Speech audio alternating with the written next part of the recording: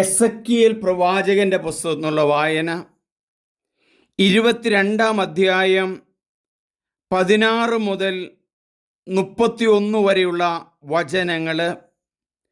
Part 2. ജനതകളുടെ മുമ്പിൽ നീ നിന്നെ തന്നെ മലിനയാക്കുകയും അപ്പോൾ ഞാനാണ് കർത്താവ് എന്ന് നീ അറിയും. എനിക്കു കർത്താവിൻ്റെ അരുളപ്പാടുണ്ടായി. മനുഷ്യപുത്ര, ഇസ്രായേൽ ഭവനം മുഴുവനും എനിക്ക് ലോഹക്കിട്ടമായി തീർന്നിരിക്കുന്നു.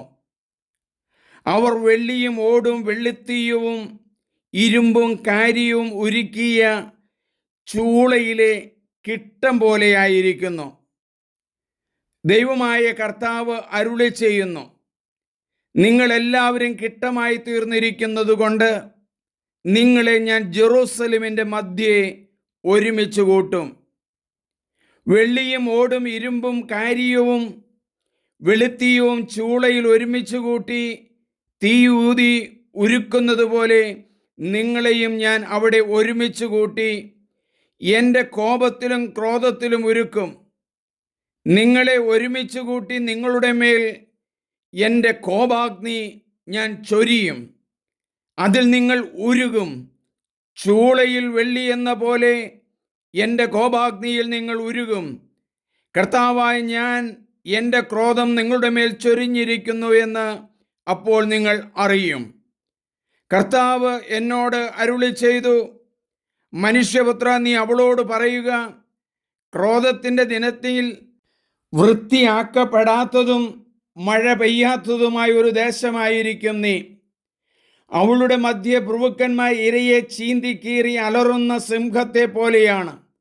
അവർ മനുഷ്യരെ വിഴുങ്ങുന്നു, സമ്പത്തും അമൂല്യ വസ്തുക്കളും കൈവശപ്പെടുത്തുന്നു. അവളുടെ മധ്യത്തിൽ അവർ പലരെയും വിധവകളാക്കുന്നു. അവളുടെ പുരോഹിതന്മാർ എൻ്റെ നിയമം ലംഘിക്കുന്നു. അവർ എൻ്റെ വിശുദ്ധ വസ്തുക്കളെ മലിനമാക്കുന്നു.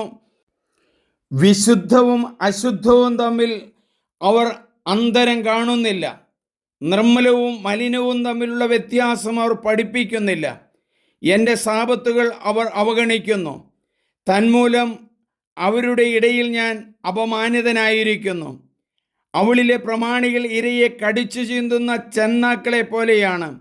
കൊള്ള ലാഭമുണ്ടാക്കാൻ അവർ രക്തം ചൊരിയുകയും ജീവൻ നശിപ്പിക്കുകയും ചെയ്യുന്നു. അവളുടെ പ്രവാചകന്മാർ കർത്താവ് സംസാരിക്കാതിരിക്കെ കർത്താവ് ഇങ്ങനെ അരുളി ചെയ്യുന്നുവെന്ന് പറഞ്ഞുകൊണ്ട് അവർക്കു വേണ്ടി വ്യാജ ദർശനങ്ങൾ കാണുകയും കള്ളപ്രവചനങ്ങൾ നടത്തുകയും ചെയ്ത് അവരുടെ തെറ്റുകൾ മൂടിവെക്കുന്നു. ദേശത്തെ ജനം പിടിച്ചു പറിക്കുകയും കൊള്ളയടിക്കുകയും ചെയ്യുന്നു. അവർ ദരിദ്രരെയും അഗതികളെയും ഞെരുക്കുന്നു. പരദേശികളെ അന്യായമായി പീഡിപ്പിക്കുന്നു. ഞാൻ ആ ദേശത്തെ തന്നെ നശിപ്പിക്കാതിരിക്കേണ്ടതിന് കോട്ട പണിയാനോ കോട്ടയുടെ വിള്ളലിൽ നിലയുറപ്പിക്കാനോ തയ്യാറുള്ള ഒരുവനെ അവരുടെ ഇടയിൽ ഞാൻ അന്വേഷിച്ചു, എന്നാൽ ആരെയും കണ്ടില്ല. അതുകൊണ്ട് അവരുടെ മേൽ എൻ്റെ രോഷം ചൊരിഞ്ഞ് എൻ്റെ ക്രോധാഗ്നിയാൽ ഞാൻ അവരെ സംഹരിച്ചു. അവരുടെ പ്രവൃത്തിക്കുള്ള ശിക്ഷ ഞാൻ അവരുടെ തലയിൽ തന്നെ വരുത്തി. ദൈവമായ കർത്താവ് അരുളി ചെയ്യുന്നു. നമുക്ക് പ്രാർത്ഥിക്കാം. ദൈവമേ, എസെക്കിയേൽ പ്രവാചകന്റെ പുസ്തകം 22 അധ്യായം 16 മുതൽ 31 വരെയുള്ള വചനങ്ങളിലൂടെ ഞങ്ങളോട് സംസാരിക്കുന്നത് ഞങ്ങൾ മനസ്സിലാക്കുന്നു. പ്രവാചകന്റെ ദർശനങ്ങൾ മനസ്സിലാക്കി ജീവിതം നവീകരിക്കാൻ ഞങ്ങളെ പഠിപ്പിക്കണമേ. പ്രവാചകൻ അരുളി ചെയ്യുകയാണല്ലോ, നീ നിന്നെ തന്നെ മലിനമാക്കുന്നു എന്ന്. മലിനരായ ഇസ്രായേൽ ജനതയെ ജെറൂസലേമിൽ ഒരുമിച്ച് കൂട്ടി അങ്ങയുടെ ക്രോധത്തിൻ്റെയും കോപത്തിൻ്റെയും അഗ്നിയിൽ ഇവരെ ദഹിപ്പിച്ച് പുതിയൊരു മനുഷ്യനാക്കുമെന്നുള്ള സന്ദേശം ഞങ്ങൾ മനസ്സിലാക്കുന്നു. ദൈവവചനത്തിൻ്റെ ക്രോധവും കോപവും മനസ്സിലാക്കുവാനും അതനുസരിച്ച് ജീവിതം നവീകരിച്ച് പുതിയ മനുഷ്യരായി തീരുവാനും ഞങ്ങളെ പഠിപ്പിക്കണമേ.